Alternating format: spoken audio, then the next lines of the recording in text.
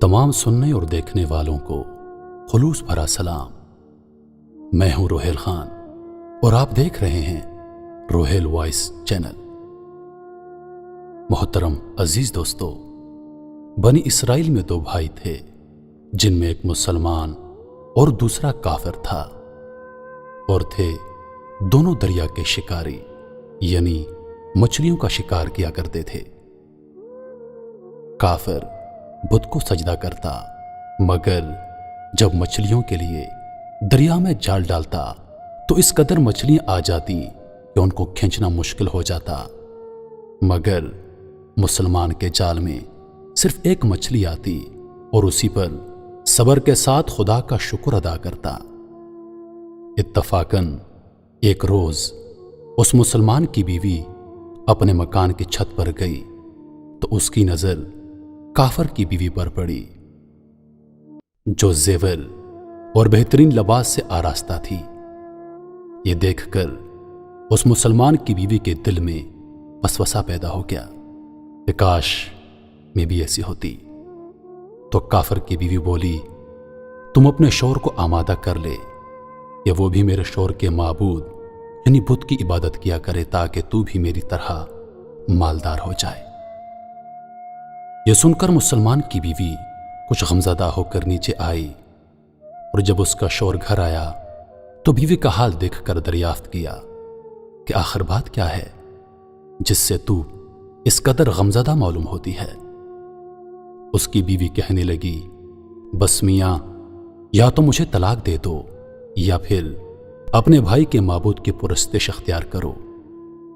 यह सुनकर उसके शौहर ने कहा, खुदा की बंदी खुदा से नहीं डरती, ईमान की दौलत के बाद ये कुफर की बातें करती है।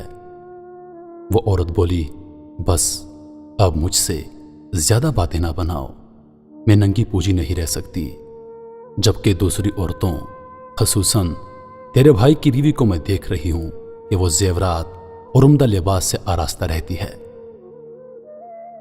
जब उस मर्द मोमन ने देखा कि औरत जिद पर उतर आई है और उसका इसरार हद से बढ़ चुका है, तो उसने औरत को तसल्ली दी और कहा, अच्छा, घबराने की जरूरत नहीं, मैं कल से कारीगरों और मजदूरों में जाकर मेहनत करके तुझे रोजाना 2 दिरहम देता रहूंगा।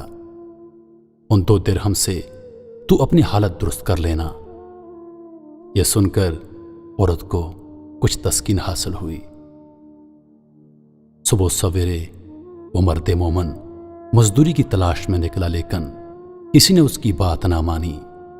वो फिरता रहा, शहर शहर गांव गांव की खाक छानता रहा, लेकिन किसी ने उसकी मदद नहीं की। बिलाखिर मायूस होकर वो दरिया के किनारे पहुंचा और शाम तक अल्लाह ताला की इबादत में मसरूफ रहकर रात को जब घर आया तो बीवी ने दरियाफ्त किया, मियां, आज तुम कहां थे? वो कहने लगा, मैं बादशाह की खिदमत में था। बादशाह ने मुझसे 30 दिन काम करने की शर्त रखी है। उसकी बीवी बोली, आखिर वो बादशाह तुमको क्या देगा? तो उसने जवाब दिया, मेरा बादशाह बड़ा करीम है और उसके खजाने माल और दौलत से भरे हुए हैं, वो मुझे वो देगा जो मैं चाहूंगा। चुनांचे इसी तरह वो अपने माबूद बरहक की इबादत में मसरूफ रहा। 30वीं रात हुई तो बीवी ने कहा, सुनो मियां, अगर कल तुमने मुझे मजदूरी लाकर नहीं दी तो तुम मुझे तलाक दे देना। यह सुनकर उसको किसी कदर परेशानी लाहक हुई और 30वीं सुबह को उसने एक यहूदी से कहा, क्या तुम मुझे मजदूरी पर लगा लोगे?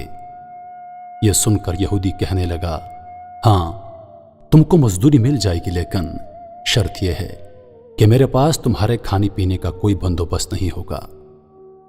चुनांचे वो मर्द मोमन रोजा की नियत करके यहूदी के साथ काम पर गया। उधर दूसरी तरफ एक आदमी उसकी बीवी के पास गया, दरवाजा खटखटाया।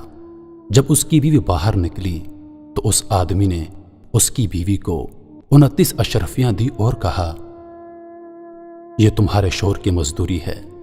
तुम्हारा शौहर 29 दिन से बादशाह के काम में था। یہاں تک کہ تمہارے شوہر نے بادشاہ کو چھوڑ دیا۔ اگر وہ 30ویں دن بھی کام پر جاتا تو اس کو بہت سی اجرت مل جاتی، لیکن وہ یہودی کے پاس چلا گیا۔ اگر وہ مزید بادشاہ کا کام کرتا تو بادشاہ اس کو مزید اجرت دیتا۔ بس یہ لو 29 اشرفیاں۔ اس میں ایک اشرفی اس لیے کم ہے کیونکہ آپ کا شوہر 30ویں دن کام پر نہیں گیا۔ چنانچہ وہ عورت ان میں سے ایک اشرفی لے کر بازار گئی۔ سنار نے جب اشرفی دیکھی تو 1000 درہم اس کی قیمت عورت کے حوالے کر دی۔ جب شام کو وہ آدمی گھر آیا تو عورت نے اس سے دریافت کیا، آج تم کہاں تھے؟ اس نے جواب دیا، آج میں ایک یہودی کے ساتھ کام پر تھا۔